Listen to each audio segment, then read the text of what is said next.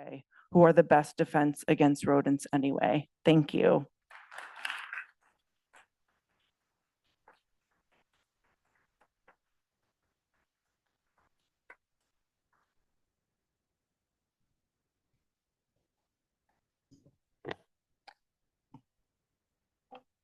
It's all ready to go. There we go. Great. Hi, everybody. I have to say, those are like incredibly comfy chairs. So, wow.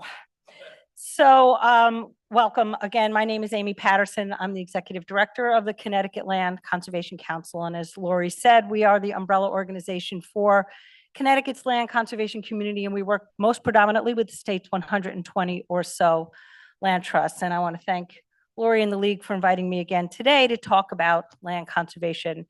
Our mission is to elevate and strengthen land conservation, and our vision is that everyone everywhere has access to the benefits of nature. And each year, CLCC puts together our annual legislative priorities, and they are always focused on land conservation and nature-based solutions.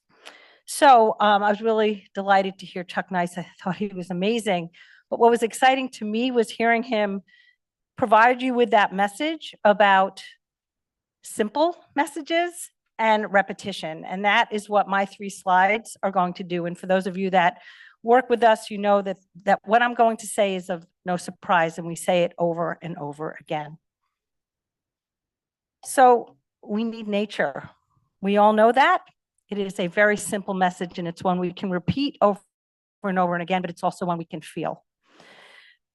Forests, trees, wetlands, riparian buffers, healthy soils, the natural and working lands that we work to protect provide a myriad of benefits. They are nature-based solutions to many of the environmental and societal challenges that we face here in Connecticut and, of course, beyond. Nature-based solutions are particularly relevant to addressing the interconnected climate and biodiversity crises. So we know the changing climate negatively impacts habitats and ecosystems. And there's our loss of biodiversity. And the loss of biodiversity and the associated reduction in carbon storage capacity contributes to and intensifies the effects of climate change. We can't address one crisis without addressing the other. Here's the second message, that despite its benefits and its importance, nature is at risk. Nature is at risk, and it needs us. I'm going to put this in the context of some bigger statistics that I just pulled the other day, just in refreshing my mind about what's going on beyond Connecticut. So globally, 1 million of the world's estimated 8 million species of plants and animals are threatened with extinction, and 75% of the Earth's land surface has been significantly altered by human actions, including 85% of wetland areas. Nationally, according to the Land Trust Alliance, which is the national umbrella organization for the country's land trusts, in the United States, we are losing roughly 150 acres of natural land and 40 acres of farmland every hour. I'll say that again, losing roughly 150 acres of natural land and 40 acres of farmland lost every hour in this country. And according to LTA, that's the equivalent of losing more than an entirety of the Shenandoah National Park every year. In Connecticut, the conditions are a microcosm of what's happening globally and nationally. We've not met the state's 21% land conservation goal, and according to the Council on Environmental Quality here in the state, it will take us decades to get there. The target year was 2023. We've passed that, obviously. It'll take decades to get there, and of course, by then it'll likely be too late. Core forests and prime farmland are also being lost at an alarming rate. Wildlife and plant life is struggling. Louise underscored that with some of the statistics that she presented. And here in Connecticut, over 600 species of plants and animals are listed, meaning endangered, threatened, special concern due to destruction and fragmentation of habitat, proliferation of invasive species, impacts of climate change, et cetera. And wetlands, again, are declining here in Connecticut as well, with some numbers showing that we've lost about 65%. This is unsustainable. So here is message number 3, which I have to, there we go. Our job, all of us here, and everyone we talk to and repeat these messages over and over again, we need to take action. And so there is some good news. There is some good news despite those bleak statistics, and that is Connecticut has some excellent land conservation programs. And it's our annual priority at CLCC and with those that we work with at the state capitol, many of our partners are here, and many of the legislators are as well, to advocate and protect and enhance those programs.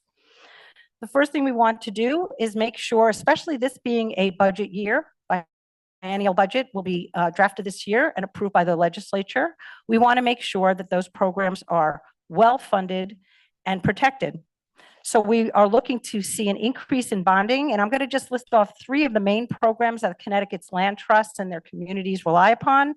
Many of you know these: the OSWA program, or Open Space and Watershed Land Acquisition Grant Program. That's the matching grants program, hugely successful, and demand has never been greater.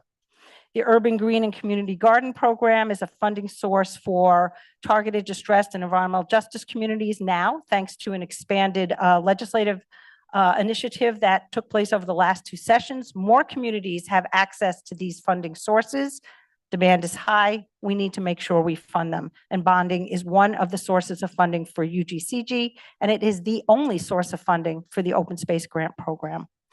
And then last program that I'll highlight, and there are so many others, is the Recreation and Natural Heritage Trust Program.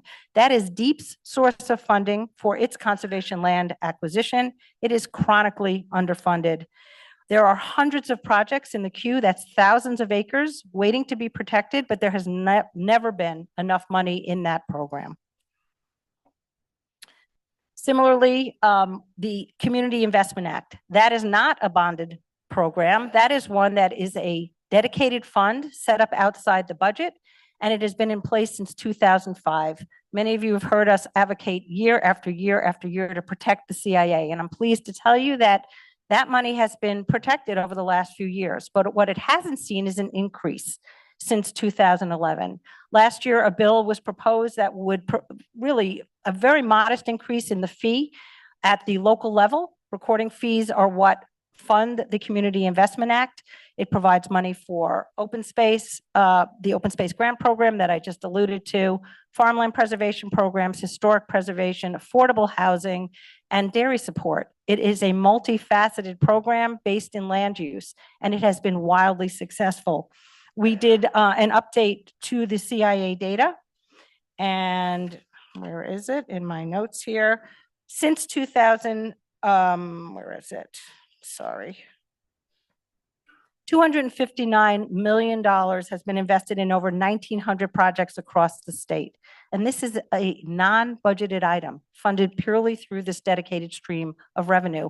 It's time to increase that fee, and we're hoping that we will see that bill raised and passed this year. And thanks to Senator Austin, she's here for taking the initiative on that one. Strengthening DEEP's capacity. Again, this is a budget year. These are pretty simple. These are simple, basic premises. And this is the year to be repeating them over and over again because it is a budget year. And we are going to be pushing hard at appropriations and in finance. It's going to be a difficult one as well because of competing priorities. But if we are asking DEEP to implement these programs, then they need to have the support and the resources to do that. They also need the support to enforce the regulations that protect human health and the environment that they have been entrusted with. The next one is to codify nature-based solutions. I had left out one other, I'm just going to say it right now, and that is to make sure if we are pushing hard to increase land conservation by acquisition, we need to make sure that the lands that have been acquired, particularly by the state, are protected. So we will scrutinize the Conveyance Act this year, again, as we do every year, to make sure that lands that are held in trust by the state for the people of Connecticut are protected. Nature-based solutions. We've been talking about this a lot. And our last goal here is to codify nature-based solutions as a whole of government initiative in the Connecticut General Statute. At every level, there has been a call to action to save our natural lands, with the consensus that conservation is key to saving biodiversity, increasing resilience, and mitigating against the effects of the changing climate. There's your interconnectedness, and land is the key. Land is the bridge between biodiversity loss and the climate crisis. Globally, nature-based solutions are taking center stage at all of the COP conferences, the UN conferences. Nationally, nature-based solutions, protection of old growth and mature forests, those were priorities in the current administration, at least on paper, and through executive orders in particular. There are big question marks about what is going to happen with that, with those executive orders and the funding programs that support them as we move forward into the next administration. Other states, moving down, other states, they are setting nature-based solutions as a priority. New Jersey, New York, California, Vermont, Oregon, and most notably Massachusetts. I referenced this whole of government approach.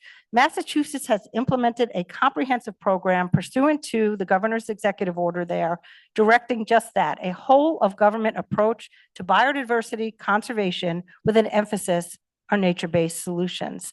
I really encourage you and contact me. I'm happy to send you the link to that program.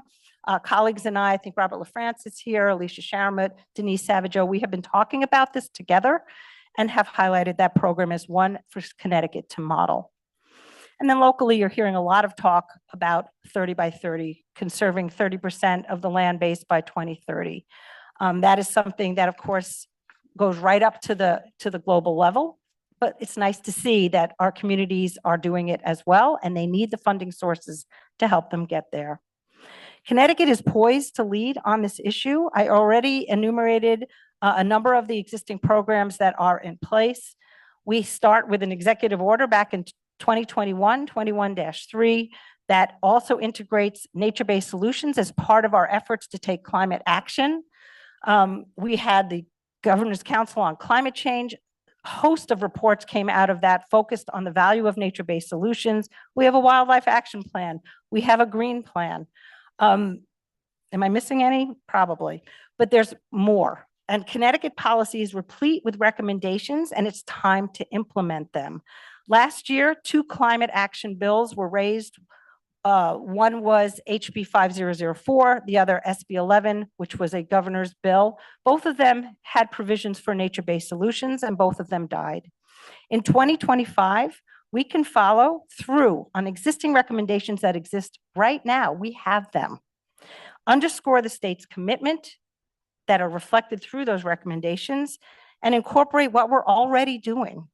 And like Massachusetts, codify in our statutes a whole of government approach and an initiative that elevates and prioritizes nature-based solutions. So thank you.